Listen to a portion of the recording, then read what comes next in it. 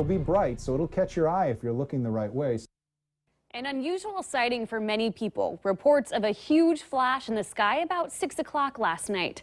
Good evening and thank you for joining us. It has many people wondering what they saw. Valley News Team's Ashley Bishop spoke with an expert about what it was and how typical this is. Hundreds of people commented on the Valley News Live Facebook page about a huge fireball in the sky. I would count myself lucky in the sense of that's a really cool thing to see. A report from Red Lake, Minnesota saying, I was in the woods with some friends and we seen a bright white light lit up everything in the woods.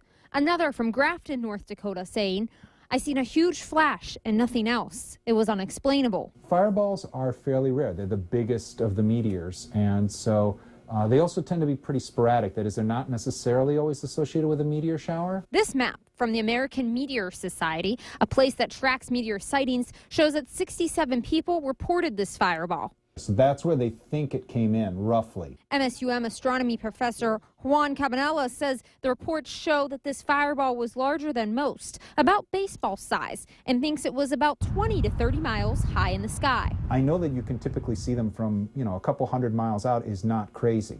Cabanela says fireballs typically travel at 30 miles per second and are seen daily from somewhere across the world. We just happened to get one right over a fairly populated area. We had nice weather last night. The Torrids meteor shower is happening, but Cabanela doesn't think that this fireball was a part of that. Looks like this one came from north toward the south, which would not have been associated with the Torrids. Professor Cabanela says if you are one of the lucky ones that see one of these fireballs in the future or saw the one last night, that you should report it to the American Meteor Society. In Moorhead, Ashley Bishop, Valley News Live. To learn about how you can report meteor sightings, click on this story at valleynewslive.com. It was another nice and quiet day temperature-wise. Lots of chances lately to get outside and enjoy the nice sunshine. So how about tonight, Robert? Yeah, a nice day out there. We did have to deal with a bit of a breeze from time to time, but other than that, not too bad. A little cooler than we saw from the record-breaking highs over the weekend. Today's highs mostly in the 50s to around 60 degrees. 46 right now in Langdon, 48 in Roseau, 49 Thief River Falls, 54 in Fargo, also 54 in Wadena and in the Gwinner area. Winds still on the breezy side. They'll continue to slowly subside as we head through the overnight hours tonight. Tomorrow, not as windy. Hardly a cloud in the sky. We're going to see some mostly clear skies as we head through the overnight hours tonight. And with hardly a cloud around, you guessed it, no precipitation out there. Here in the Fargo-Moorhead area, we do have some nice, tranquil conditions as we head through this evening. Again, it'll stay a bit breezy as we head through the 7, 8, 9 o'clock hour, and temperatures dipping down into the upper 40s. A cool night tonight.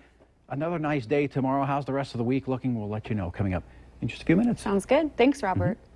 Well, it's now been a week since 17-year-old Jeremy Jourdain vanished from a Halloween party in Bemidji. Today, 50 people continued the search in a case that has very few clues.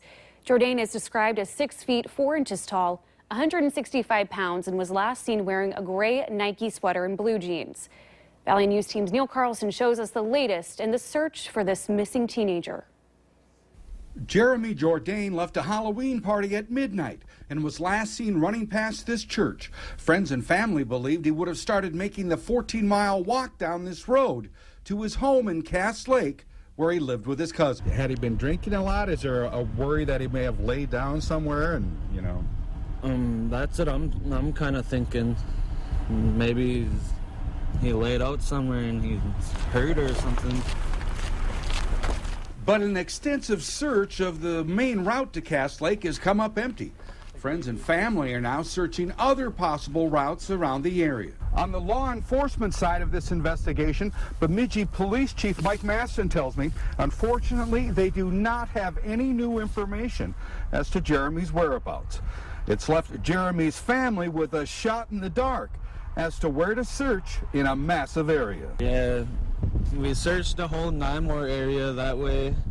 the south end of Bemidji? Yeah, then we're going up Roosevelt and Highway 2. We have people going down that pipeline now. Dow says his cousin was a home buddy, that he simply does not believe Jeremy would take off somewhere and not tell anyone. In the meantime, Jeremy Jourdain has now been missing for an entire week.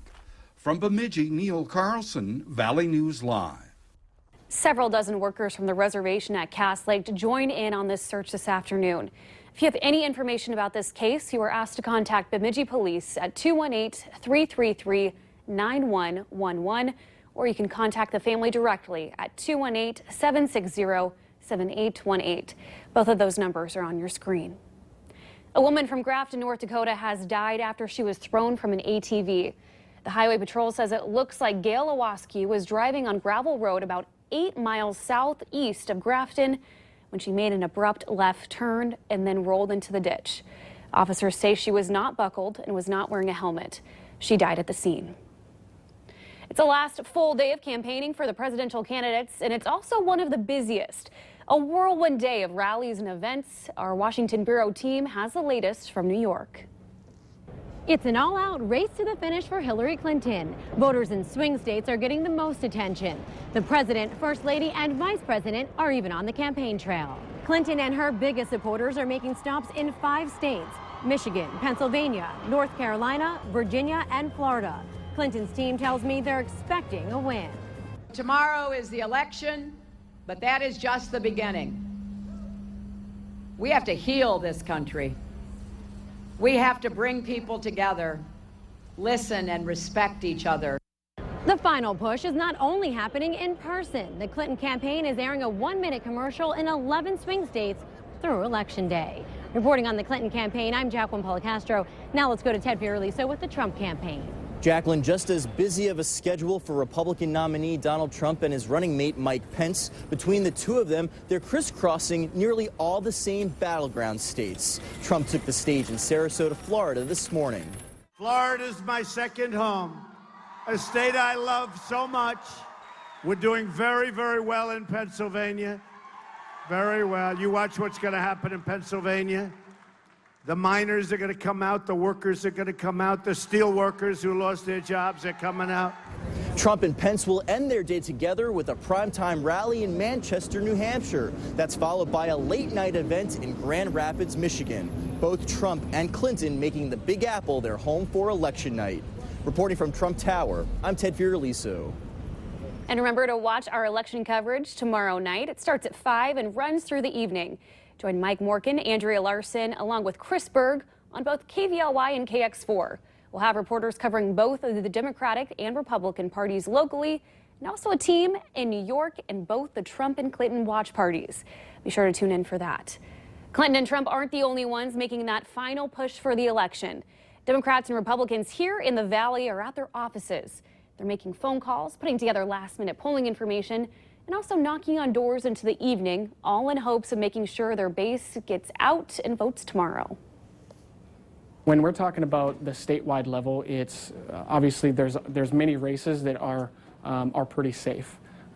But at the local level, especially here in the Valley, we have many races that are extremely close and very, very competitive. We're encouraged by what we're seeing. I would say that we are cautiously optimistic. We're going to find out in about 24 hours. If you need a ride to the polling places, reach out to your party leaders or campaign headquarters, and they'll arrange a way for you to get out and vote.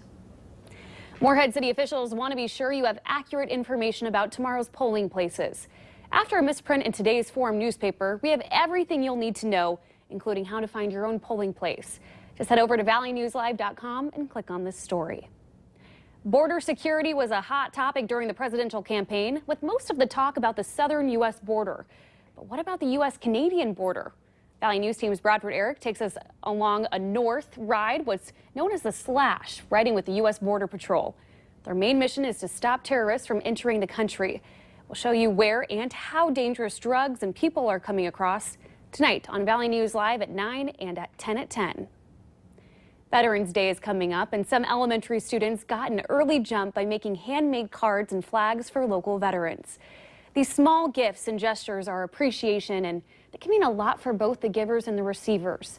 On Thursday, the first grade students from Longfellow will be walking about 20 minutes from their school to the VA facility to hand them out.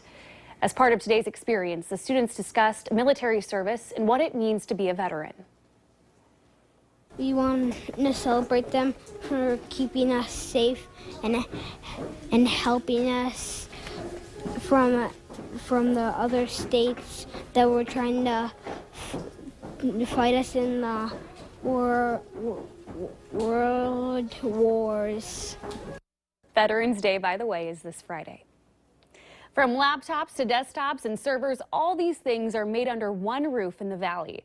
Bytespeed and Moorhead custom builds computers, starting with the motherboard.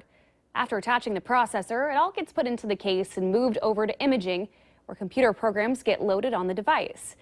Bytespeed has shipped its computers to all 50 states, and managers say it's their service and customization that makes them unique for companies, schools, and also businesses. From, working with your salesperson or help desk department, building, imaging, shipping, everything's done right here in this building. Be sure to watch the Valley Today next Monday for another How It's Made. Remember to like Valley News Live on Facebook so you can follow the latest news, weather, and breaking news updates anytime on your feed. Just search Valley News Live, like our page, and you'll stay informed throughout the entire day. A toy superstore has big plans for Thanksgiving and Black Friday. Details on its shopping marathon still ahead tonight.